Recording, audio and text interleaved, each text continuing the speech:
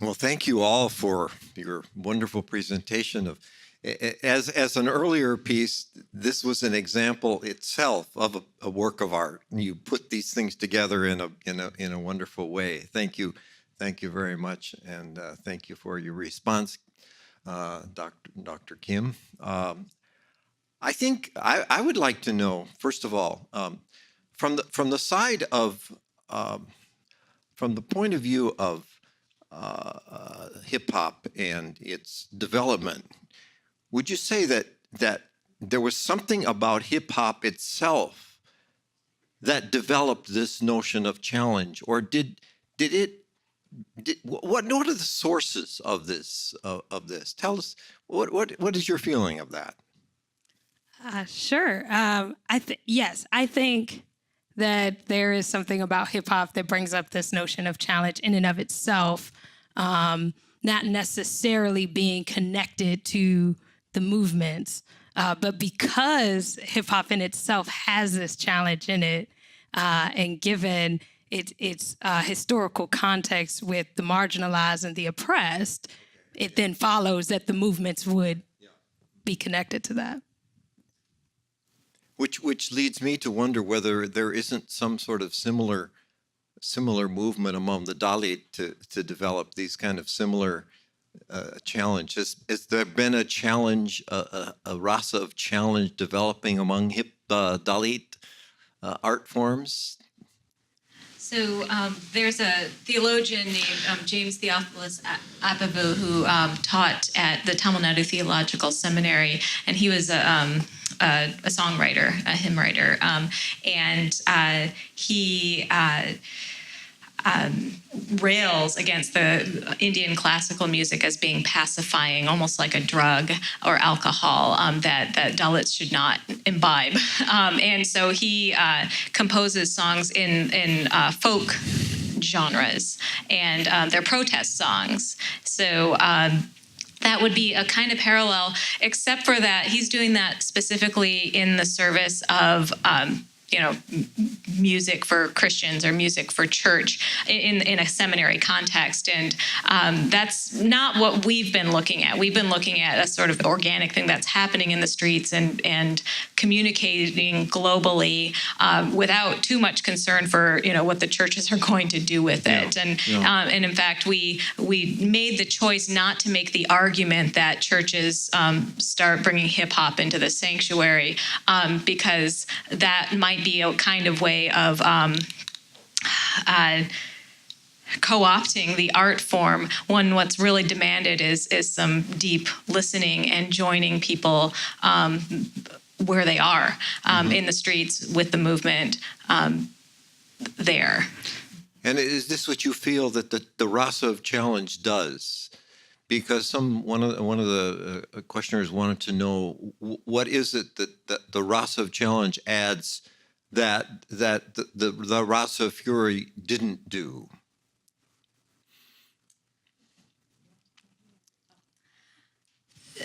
So I did try to mobilize the rasa of fury in this direction in Taste of the Divine. It's the whole third section of the book, and so, anger was the closest thing I could see to what was happening there. But I feel like I had to be kind of creative with that, and nobody was exactly naming it that way. I could find a thread where people talked about anger as a passion for justice. I think it's defensible. I still stand by what I wrote in the book, but in the way that solidarity with these movements became so much a part of the context at the Divinity School. There's a Black Lives Matter banner in the back of the chapel, and for a few years, the worship during Black History Month was really, really raw,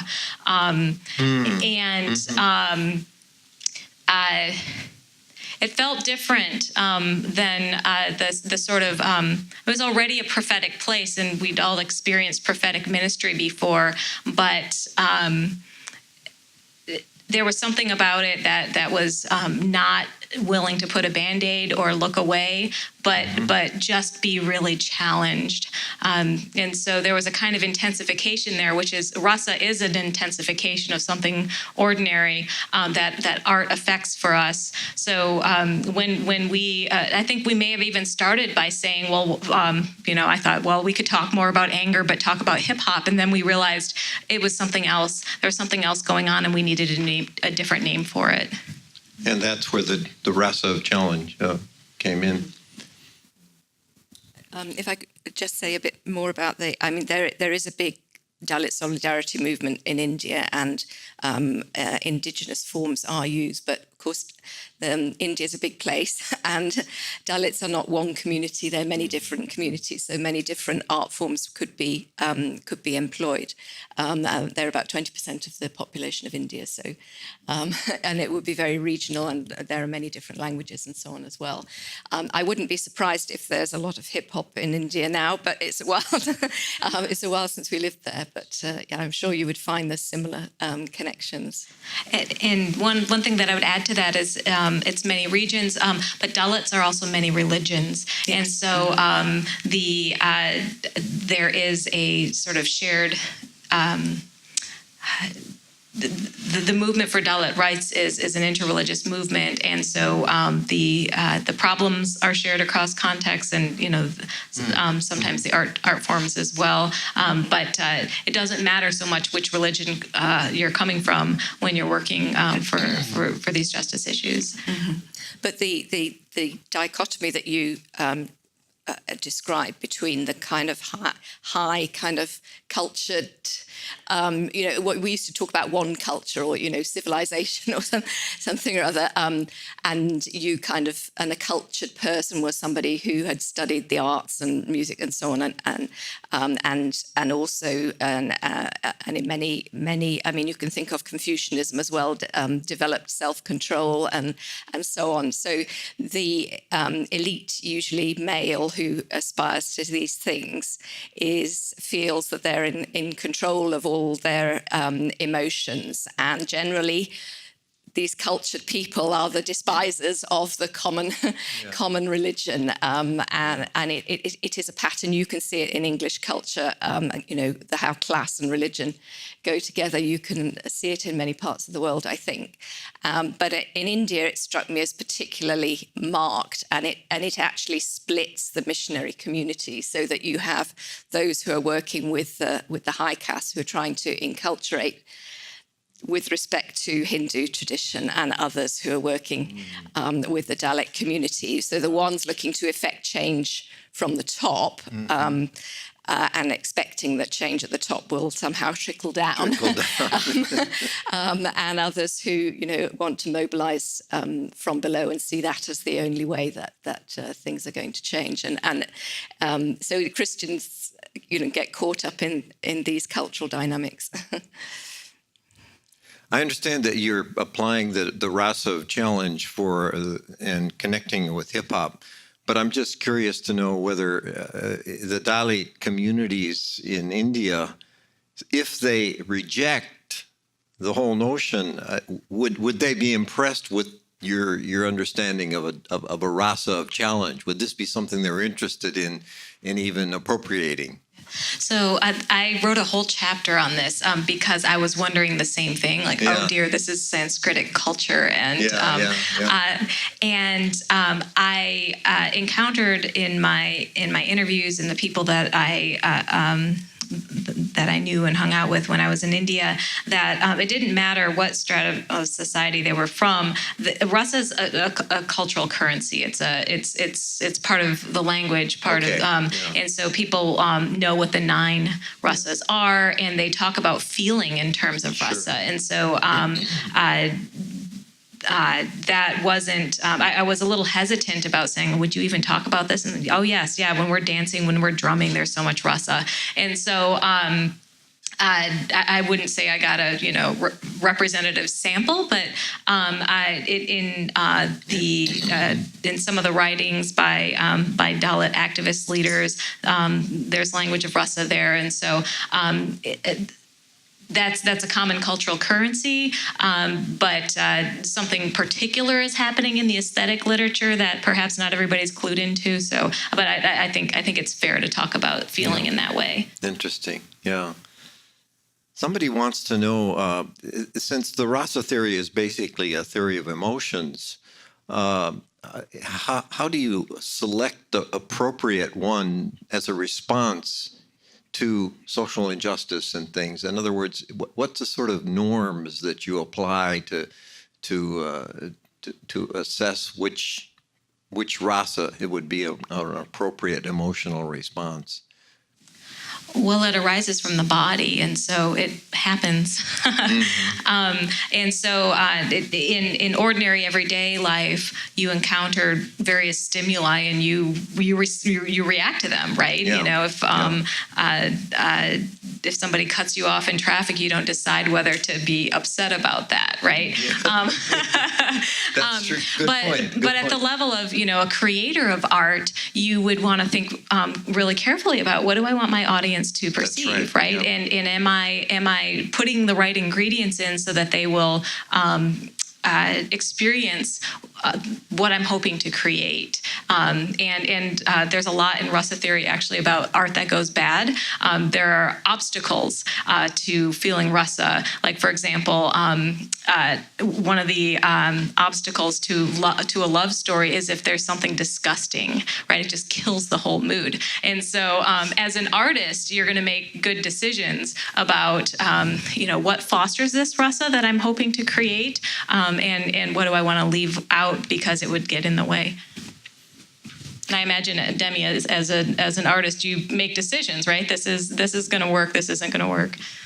Yes, and a part of that I was hoping to embody in the opening and closing of our presentation, and being very discerning of what would be a best representation of the rasa of challenge, as opposed to selecting maybe a different piece to open us with. It seems to me what you both have contributed to the day's conversation is that we've heard earlier that art doesn't bother about cultural and religious boundaries. Artists, creativity will cross those boundaries. That's what it's about, But what you're proposing is that it does something more. The carriers of hip hop has this ability then not simply to cross these boundaries, but actually to oppose, to challenge, to set up against something that is to be resisted, and not simply to be enjoyed, but it's to excite this kind of resistance.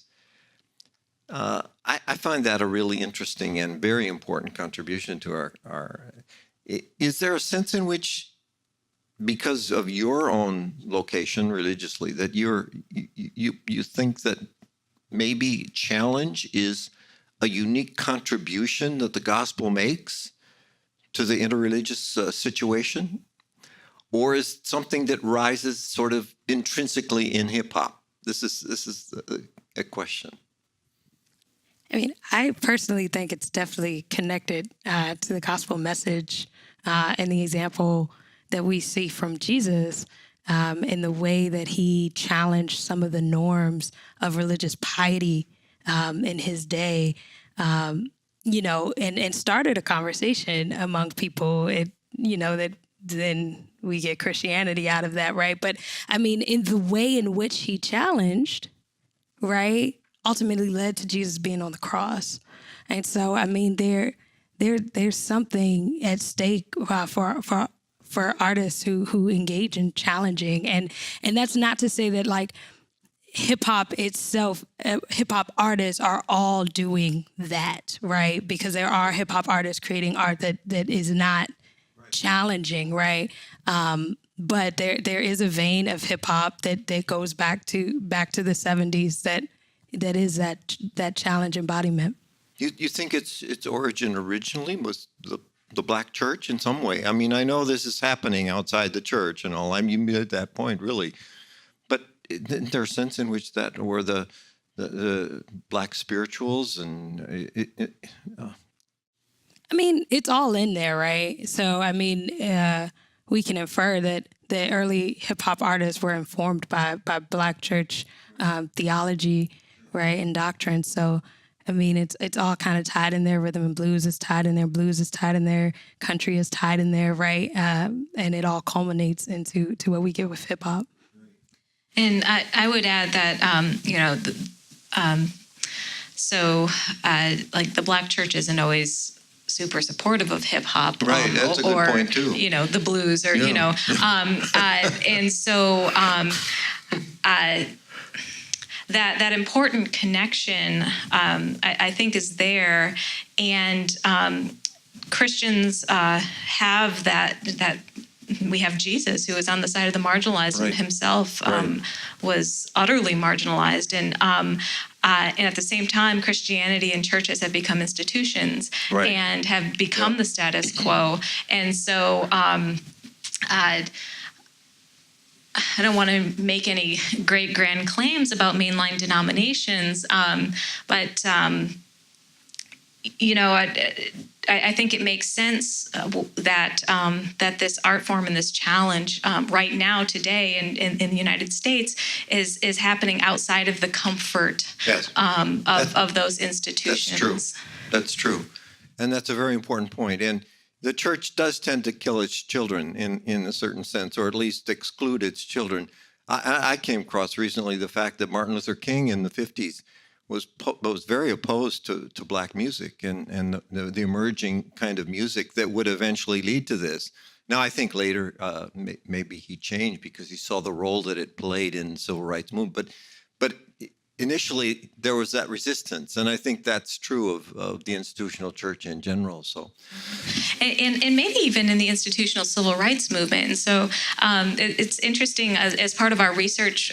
So we were in North Carolina, and the William Barber's Moral Mondays movement is based there. And we talked to a couple of music writers, right? They who are responsible for the movement music, and they described how they'd be writing this movement music on the fly, and then at the next protest they would sing. They would sort of teach a call and response type of thing, and it would be some of the protest genres and lots of genres actually that they were using, which is really interesting. And I see a kind of analogy with churches thinking, okay, how do we tap into the music that will move people? And within the movements, there's this sort of not your mama's civil rights movement, right? And so there are different methods and different communities who employ the arts in the basic impulse is the same. Like, arts are important here, but the intentionality behind it is sort of reversed. Yeah, and I think circling back, a big part of that is respectability politics, right. Which the Black churches continuously ascribe to respectability politics. Yep. Like we were saying before, art doesn't care about those lines. It doesn't care right? about that. Yeah. Well, thank you very much. This happens every time. At the very end, when we run out of time, the whole bunch of questions come in. We're sitting here waiting with a. Yeah, and so tomorrow we'll address some of those. And thank you again, all three of you, and give them appreciation.